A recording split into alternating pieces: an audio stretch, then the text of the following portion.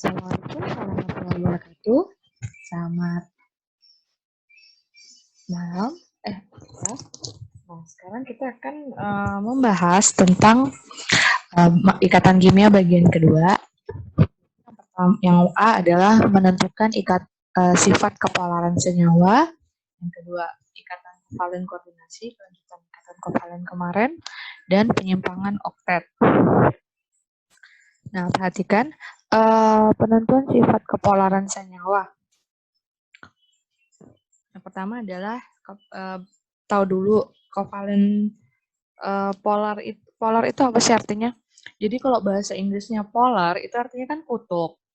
Nah, jadi polar itu adalah kayak sifat kelistrikan. Kok benar kayak polar itu tuh sifat sifat yang memiliki arti itu dia memiliki perbedaan muatan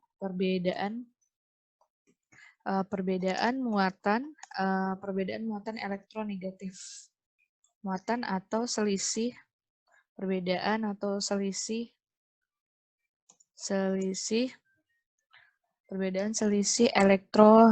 nilai elektronegatif. Negatif. Jadi kalau misalnya polar itu kan memiliki sisi nilai elektronegatif, ada perbedaan. Nah, apa akibatnya? Nah, akibatnya adalah kalau kita punya sifat polar, maka akibatnya dia bisa menghantarkan listrik.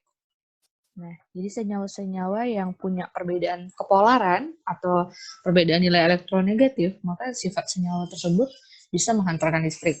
Nah, begitu juga kalau senyawanya non-polar, berarti non-polar itu senyawanya tidak bisa menghantarkan listrik. Nah, penentuan sifat kepolaran senyawa itu ada 3, kita lihat dulu ya. Pertama di ikatan ion. Nah, kalau ion tuh, coba perhatikan pengertian kemarin. Kalau ion itu kan sifatnya kan bersifat terdiri dari kalau kita ngeliat yang kalau teori kemarin, kalau logam itu kan terdiri dari ikatan antara logam dan non-logam. Non-logam. Nah, kalau logam itu kan muatannya kalau melepaskan ion itu selalu positif. Muatannya kalau membentuk ion kan positif. Kalau non-logam kan muatannya negatif tuh cenderungnya. Nah, dari sini aja plus tambah min ini udah perbedaan elektronegatif. Udah positif sama negatif kan kutub yang bermuatan. Jadi ion nggak usah hitung lagi. Ion tuh udah pasti bermuatan dia bersifat polar. Kenapa? Dia udah pasti polar karena udah jelas ada perbedaan positif sama negatif. Nah, karena apa tadi? Karena ada muatan positif dengan negatif. Nah, seperti itu. Itu alasannya.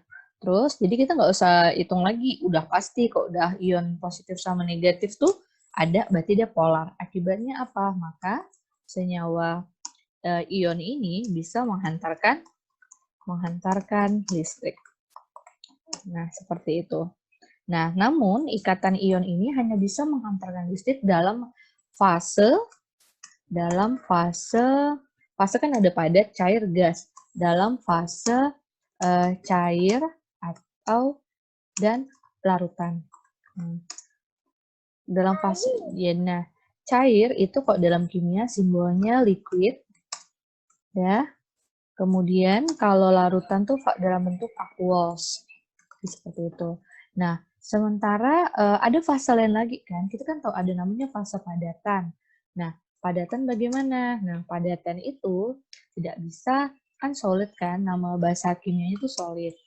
Nah, solid itu nggak bisa menghantarkan panas. Kenapa? Nggak bisa. Karena tidak menghantarkan listrik.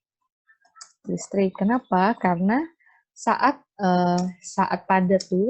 padat itu ion positif dan negatif itu kaku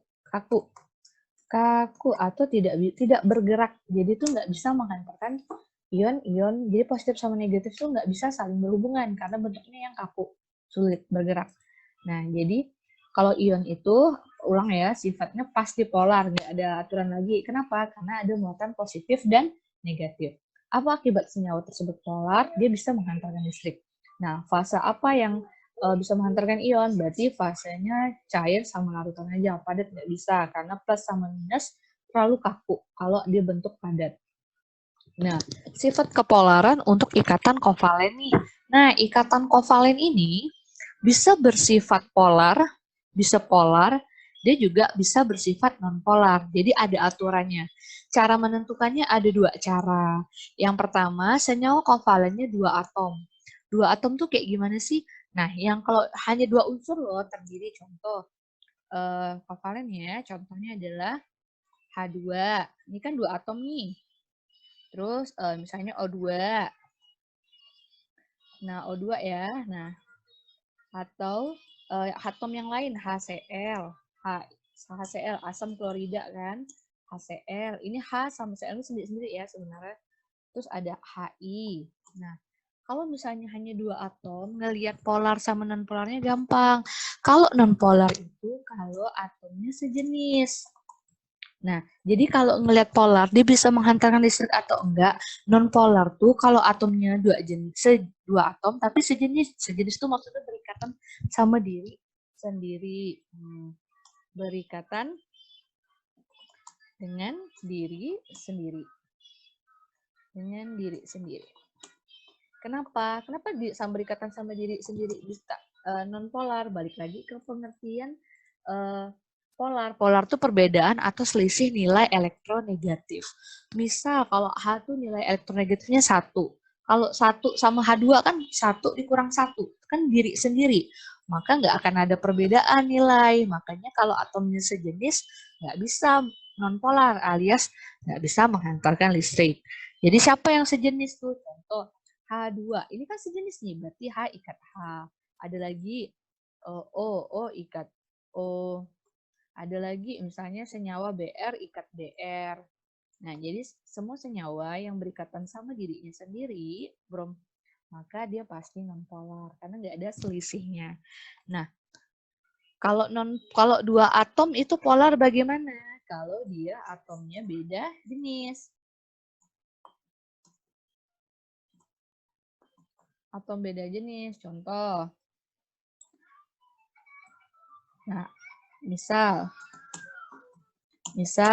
HI. Nah, ini dua atom kan, tapi berbeda jenis, berarti dia polar. Lagi misalnya asam klorida HCl. Nah, HCl ini satu bagian ya, HCl. Nah, ini kan H sama Cl kan berbeda. Lagi misalnya apa ya? Dua atom lagi contohnya HCl, HBr. Nah, jadi kalau dia dua atom dan berbeda jenis, maka bersifat polar. Nah, pertanyaan kedua, Bu, kalau lebih dari 2 atom atau 3 atom, maka kita harus menggunakan gambar. Nah, kayak harus gambar. Jadi, gambar dulu. Jadi, non-polar itu sifatnya jadi sifatnya tuh polar sama non-polar gimana? Polar itu kalau ada PEI. PEI ada pasangan elektron bebas. Jadi, kan harus gambar dulu. Jadi, ada pasangan elektron bebas. Kalau dia ada pasangan elektron bebas, maka dia bersifat polar. Kalau tidak ada PEB, maka tidak ada PEB, berarti dia sama dengan non-polar. Nah, contoh nih, yuk kita kasih contoh ya. Biasa kok seperti ini kan nggak terpaham. Nah, lihat ya sifatnya pertanyaan ada soal misalnya. Ada gambar misalnya NH3 ini bersifat polar atau enggak? NH3 ya. N7 hanya 1. Nah, kita gambar ya konfigurasinya 2, 5. Ini balik lagi kayak tadi sama dengan H1. Nah, 2, 5 ini perhatikan. 5 ini perhatikan. Nah, ini kan tidak stabil, tidak 8 ya. Maka kita perlu apa? Masukkan 3 elektron. Nah, masukin 3 elektron ya kan? Ini masih sambungan yang kemarin ya.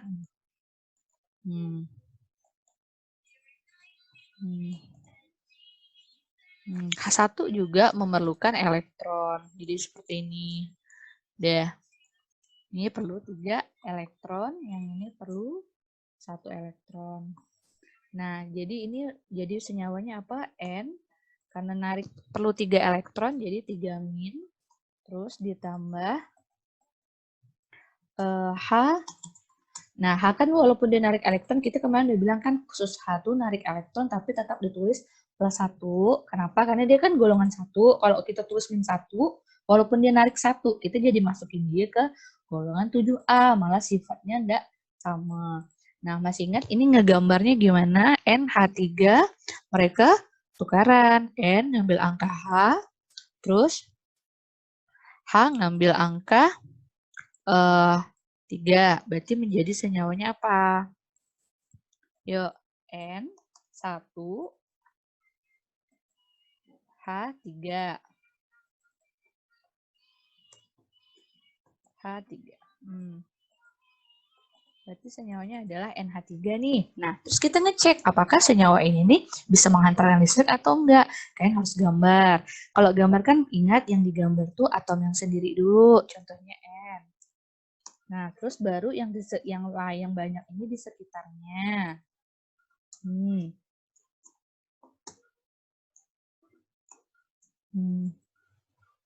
Udah? Terus digambar gimana? N punya 1 elektron. Ingat, pas menggambar struktur Lewis, yang kita gambar adalah elektron valensinya 1. Nah, kalau dia punya 1 dan butuh 1, maka yang kita gambar adalah bulat. Nih, gini. Nah, ini juga bulat. Dah. Terus, nah N punya berapa? N punya 5. Maka kita harus gambar 5 di sekitar N. Tapi H kan minta 1 nih buat dipakai untuk berikatan, maka N kasih. Yuk. Berarti 1.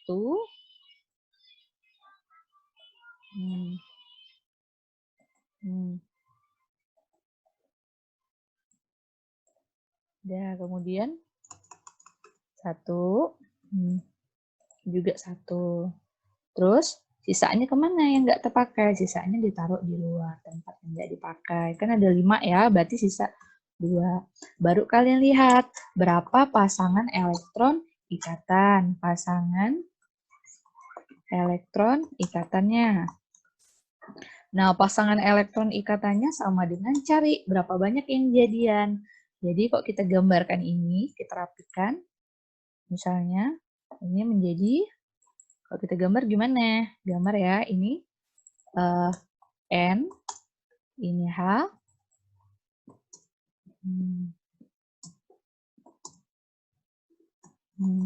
Ini kalau kita rapiin ya, ini N ini jadian sama H, maka kita gambar.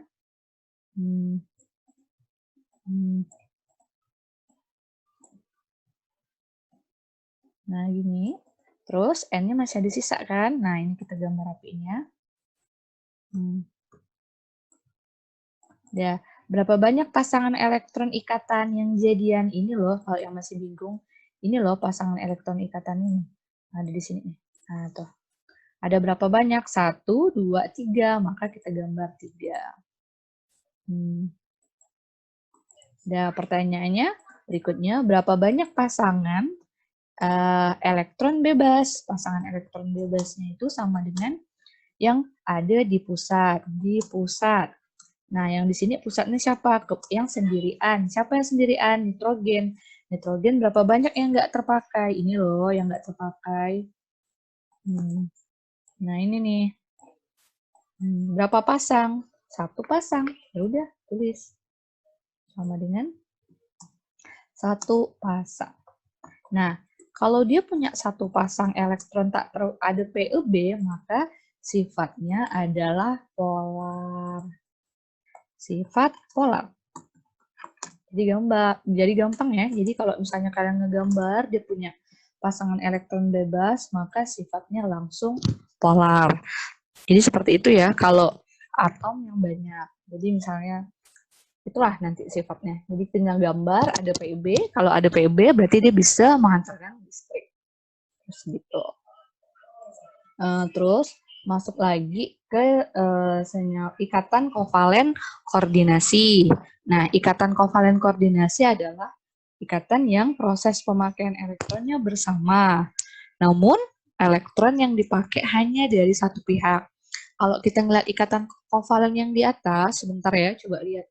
Ikatan kovalen itu kan ikatan yang terjadi karena saling membutuhkan elektron. Kalau di gambar ini kan mereka saling H kasih satu, N kasih satu. Nah, kalau pasangan elektron kovalen koordinasi, dia memang sharing elektron. Tapi hanya satu orang yang minjemin, sisanya nggak minjemin. Nah, memang agak lebih kompleks, tapi di materi tahun ini kalian tuh nggak perlu menggambar kovalen koordinasi, udah disederhanakan. Kalian cukup tahu kalau ada gambar ini loh kovalen koordinasi. Nah, kalau kovalen tunggal, double, dan triple atau 3 itu digambarkan pakai garis. Nah, kalau kovalen koordinasi itu digambarkan dengan bentuk arah panah seperti ini. Nah, gimana sih gambarnya? Nah, ini ya, kalian nggak perlu gambar. Tapi kalian nggak tahu dulu nanti ini loh gambar kovalen koordinasi itu seperti apa. Jadi yang misalnya ada senyawa HNO3, ini udah saya gambarkan. Nah, kalian ngecek yang mana. Caranya adalah gini. Kan cukup tahu paham, oh gini caranya, tapi nggak perlu dikuasain bener-bener, nggak apa-apa. Ini kan waktunya udah terbatas.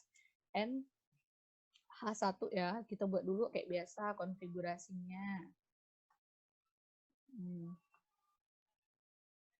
Ini sama dengan, nah ini kita konfig 2, 5, 2, 6.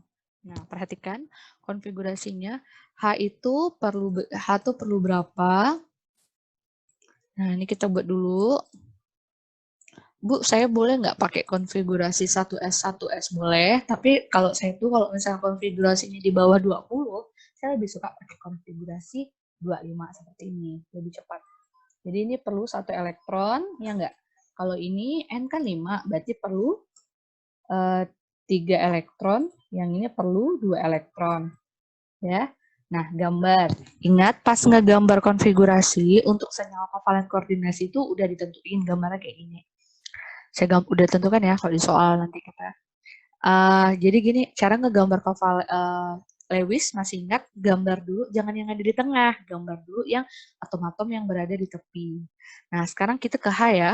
H punya 1 elektron, tapi butuh 1 elektron. Berapa dia kasih ke O buat sharing? Jadi konsepnya tuh kayak konsep kalian nggak mau rugi gitu. Kalau kayak N nih kan, punya 5, tapi butuh 3, maka dia cuma kasih 3 aja, nggak bakal kasih 5-5-nya. Kenapa? Dia cuma perlu 3. Kayak oksigen punya 6, tapi butuh 2 elektron ya kan. Maka dia cuma kasih 2, sisanya dia simpan. Jadi kayak gitu. Sekarang H ya, H punya 1 elektron. Nah, punya 1, butuh 1, maka dia akan kasih 1 juga. Nah, kebetulan dia punya 1 ya. Sekarang O. Nih perhatiin O. O ini boleh, Ibu O yang tepi dulu ya. O ini punya 6, tapi cuma butuh 2. Maka dia akan taruh di depan berapa? 2 juga. Nah, supaya kita nggak ketukar, saya kasih lambang yang berbeda. Nah, X. Kenapa Bu taruh 2? Jadi kalau dia butuh 2, maka 2 di depan. Sisanya berapa? 6 kan? Jadi kita gambar 6. Udah. Terus yang ini, oh ini punya 6 elektron, 6. Nah, tapi dia cuma butuh 2 kan? Maka ditaruhnya di depan juga 2. Ingat, kovalen itu pemakaian bersama. Jadi dia bakal ngasih itu sesuai dengan dia butuh. Kalau dia punya 6 tapi dia cuma butuh 2, maka dia ngasih 2. Sekarang oksigen yang di sini, ini kan udah yang ada di tepi udah kita kerjakan. Sekarang O ini juga butuh 2 aja. H sudah minta 1, kata H minta 1 lah. Terus O bilang, oke, dia minta 1, kasih. Udah. Terus 1 lagi ke siapa? Kan atom yang ini kan nggak ada nih, maka dia taruh di depan N, terus di sini. Nih. Terus sisanya berapa? Sisanya tapokkan. Dia punya 6 kan? Dia udah keluarin 2, berarti gambar di atasnya 2. Jadi penggambaran struktur Lewis itu lebih baik kalau misalnya ini, berpasangan kayak gini. Nah, terus sekarang N. Nah, perhatikan. N ini punya butuh 3 elektron aja. Jadi, dia tuh pada siapa dia memberikan? Perhatikan, dia tuh sebenarnya 3. Maka kasih yuk. Yang mana dia bisa kasih? Butuh 3 aja kan? Yang ini minta, ini ngajak kerja sama N. Terus N ngasih enggak? Kasih. Karena dia punya Ini minta 2, ini minta 2, ini minta 1. Pada siapa? Dia cuma perlu 3 elektron. Nah, berarti 2, ini kan minta 2, boleh ini ya. Berarti kasih segitiga aja ya Lewisnya. 1. Nah, 1 dikasih 1 juga.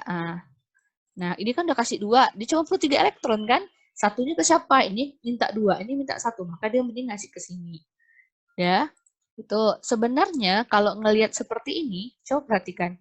Sisanya masih 2 ya. Nah, ini sisanya.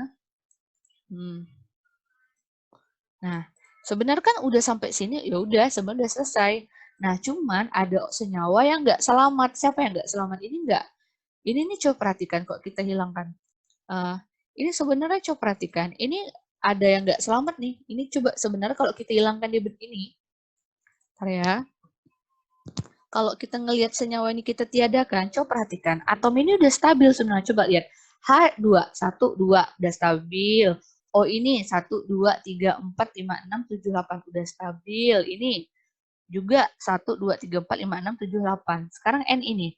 1, N ya, sekarang punya N. 1, 2, 3, 4, 5, 6, 7, 8. Stabil juga. Saya udah stabil senyawa ini. Tapi si O ini kan nggak stabil. Dia kan mintanya HNO3 ya. Senyawa ini HNO3. Gambarkan senyawa HNO3. Jadi, seperti apa nih? Nah, HNO3.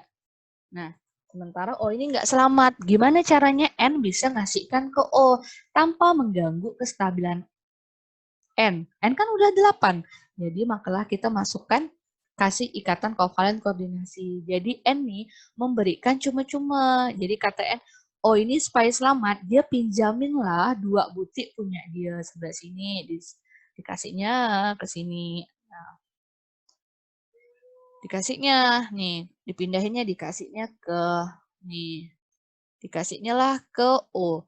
Terus pas O mau ngasih 2 lagi ke N buat pakai besar nggak perlu karena N tuh udah stabil. Jadi digambarlah dikembalikan punya N. Jadi nah perhatiin. Jadi N ini memberikan cuma-cuma ke O, biar O bisa stabil. Coba lihat 1, 2, 3, 4, 5, 6, 7, 8.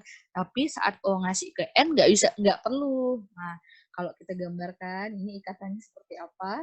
Nah, yang perlu kalian pahami itu gambarnya aja, kovalen koordinasi itu yang mana. Nah, kalau kalian pusing ngegambar ini, minimal kalian tahu gambar koordinasi itu seperti apa. Jadi kok kita gambarkan, dirapikan. H ke O. Jadi gitu, ya jangan pusing dulu ya. Yang penting kalian tahu ya gambar kovalen koordinasi itu kayak gimana sih Bu gitu. Saya tahu dalam keadaan COVID seperti ini kan belajar juga dengan penuh keterbatasan. Jadi kita udah sederhanakan, kalian cukup tahu koordinasi itu yang mana. Jadi kok kita rapikan ya, H, O, N, bentar, O, terus di sini, bentar. Ini saya topik dulu ya.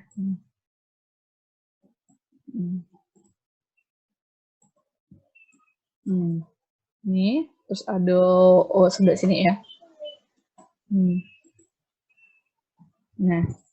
Nah, kalau seperti ini jadi gambarnya ini, perhatiin ini ke sini kan satu ikatan, maka gambar satu ikatan. Terus O ke sini satu ikatan. Nah, terus ini ke sini 1, 2 kan, berarti ini digambarlah 2 ikatan. Mereka jadian 2 ikatan. Nah, sekarang O ini, O ke N ini nggak ada, O nggak ngasih, tapi N ngasih, maka digambarkan arah panah seperti ini. Nah, ini artinya. Jadi artinya, nah inilah yang warna ini nih, nah ini kita sebut dengan kovalen koordinasi. Nah, warna merah aja ya. Nah, yang warna merah inilah yang kita sebut dengan kovalen koordinasi. Seperti itu.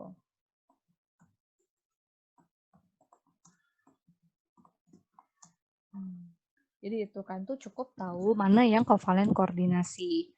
Jadi kovalen koordinasi itu ditandai dengan arah panah, atau kalau struktur Lewis itu artinya ada pasangan elektron yang tidak, nah coba perhatikan, kok ini kan titik sama 0 sama X. Nah, ini kovalen biasa, tapi kalau ada N sama O berhadapan, tapi kovalennya tuh cuman satu simbol, nah seperti ini, maka kalian sedang bertemu sama koordinasi. Artinya N tuh memberikan cuma-cuma ke O. Jadi, seperti itu. Kemudian masuk ke penyimpangan oktet. Penyimpangan oktet ini adalah penyimpangan yang terjadi apabila pas berikatan jumlah elektronnya itu bisa berjumlah kurang atau lebih dari 8. Biasanya terbentuk oleh unsur-unsur yang pengecualiannya kemarin. Contoh, nah kalau jadi yang dibentuk-bentuk sama atom Be, B, dan golongan S, SF6, ini boleh dihafalin, kalau mau hafal boleh sulfur 6. Nah, SF6, PCl, PCl5, dan golongan-golongan 8A. Golongan-golongan 8A. Nah, jadi ngegambarnya seperti apa sih, Bu, penyimpangan oktet? Jadi kalau dia pas kalian hitung enggak kurang dari 8 atau lebih dari 8 itu udah masuk penyimpangan. Contoh ya, golongan BeC. Saya contoh ada senyawa BeCl. Pokoknya yang di depannya Be sama B itu penyimpangan. Misalnya BeCl2 ya. Kalau Ibu gambarkan gini loh penyimpangan tuh. Ini 4. Terus ini Cl17. Nah, kalau kita ngegambarkan, kenapa ini termasuk penyimpangan? Ibu buat konfigurasinya ya. 22, 87. Nah, perhatikan. Be ini adalah golongan 2A ya. Dia lebih suka ngebuang 2. Dia mengikuti, dia lebih bagus buang 2 ya. Nah, nih. Dia buang 2. Terus buang 2 elektron. Nah, terus si 7 akan tarik elektron masuk.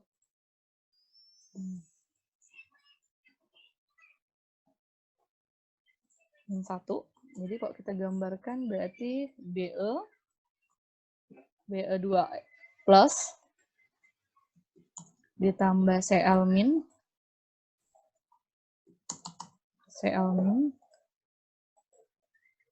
maka menjadi senyawanya adalah sama menjadi tukaran angka ya, De Cl 2 tukaran angka, Be ngambil angka 1 di sebelah sini, terus Cl ngambil angka ini, makanya BSL2. Jadi kalau kita gambarin Lewisnya adalah sendiri itu Be dikelilingi oleh atom Cl. Be Cl. Perhatikan Be punya 2 elektron. Nah, Be ini adalah non logam. Ingat udah ada pengecualiannya. Jadi Be itu walaupun plus dia akan memberikan ke kita ngegambarnya kovalen. Nah, 2 Cl 7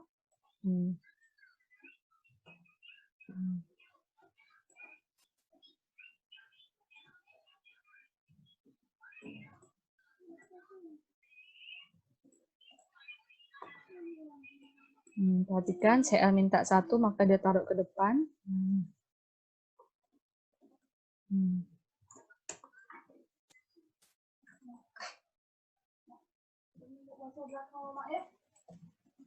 Nah, jadi Be perhatikan di sini Be coba hitung jumlah Be 1, 2, 3, 4. Nah, coba perhatikan ini 4 elektron nih. Nah, nih. Lihat atom pusatnya. Nah, nih. Atom pusat. Nah, 1, 2, 3, 4 enggak 8. Kalau kurang dari 8 atau lebih 8 inilah namanya penyimpangan oktet. Kalau ini coba lihat jumlah atom yang lain. 1, 2, 3, 4, 5, 6, 7, 8. Oktet. Jadi 8 masih normal. Tapi kalau kurang dari 8, nah itu disebut penyimpangan oktet. Lagi, contoh yang lain adalah golongan 8A. Usah PCl5 deh contohnya. Terakhir ya. PCl5 atau PF5.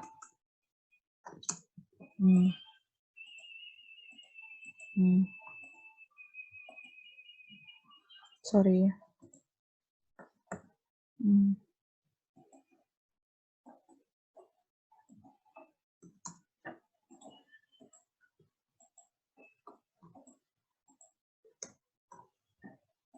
9, ini contoh kedua.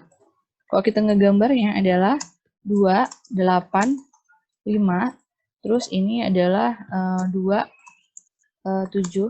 Ini pada senyawa PF5 atau PCl5 ya, PF5. Ini juga merupakan penyimpangan. Jadi cara mudahnya sebenarnya kayak gini penyimpangannya PF5 ya. Perhatikan. Di senyawanya sudah ditentukan PF5. P itu cuman butuh 5. Ini kan butuh 5 nih. Nah, ini butuh 5, hanya butuh 3 elektron. 3 elektron. 3 elektron. Terus si siapa? Ini lihat.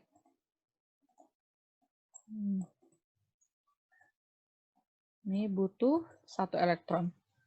Nah, coba perhatikan. Kan 3 elektron sama 1 elektron. Nah, ini harusnya kan P3-, ya enggak? P3- ditambah F- kan? Harusnya seperti itu kan? F- itu cara paling mudah mau menentukan dia tuh penyimpangan atau enggak. PF-. Coba perhatikan. Harusnya kan senyawanya jadi F3 kan?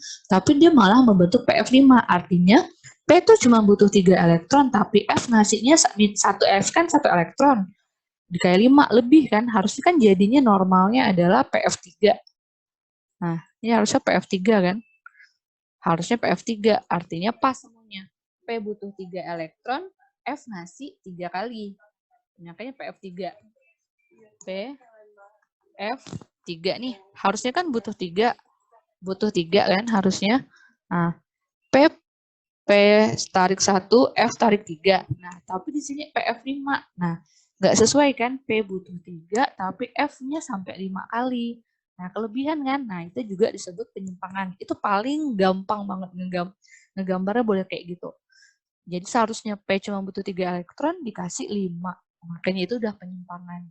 Tapi kalau kita mau gambar, pakai gambar juga boleh. P. Dia minta PF5 kan? Dia tuh mintanya soalnya PF5 bukan PF3 ya. Harusnya kan PF3 tapi soalnya PF5. Kita gambar ya P.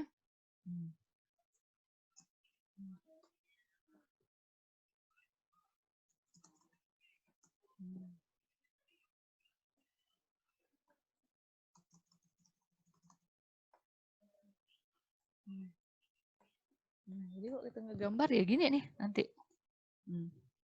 F punya 7, butuh 1, maka dia akan memberikan 1 saja, sisanya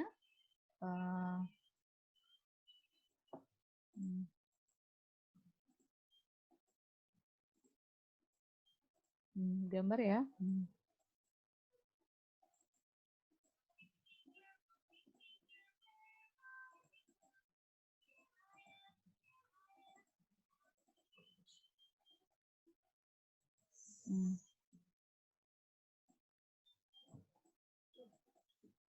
Gambar 7 kan, jadi gambarnya harus 7. 7. Ini dia F tuh harus 7 ya. Nah, jadi kita harus gambar 7. Ini F-nya saya salah, F-nya harus memberikan 1 aja di depan. Nah, sekarang coba lihat, masing-masing F minta 7, minta 1. P punya 5, sebenarnya itu P cuma butuh 3 elektron, tapi coba perhatikan. P ini ngasih 1, ngasih 1, ngasih 1, ngasih 1. Makanya ini kasih, nah nih, dikasih lah, mau nggak mau, kebetulan. Nah.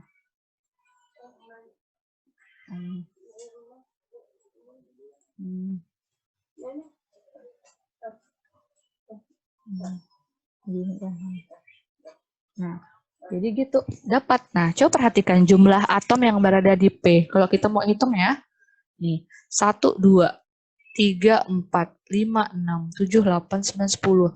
Totalnya ada 10 elektron. Nah, ini coba lihat nih ya, ada 10 elektron dan itu melebihi angka 8. Itulah yang disebut dengan penyimpangan oktet. Nah, sekian dulu ya materi hari ini. Mudah-mudahan paham. Saya akhiri. Assalamualaikum warahmatullahi wabarakatuh.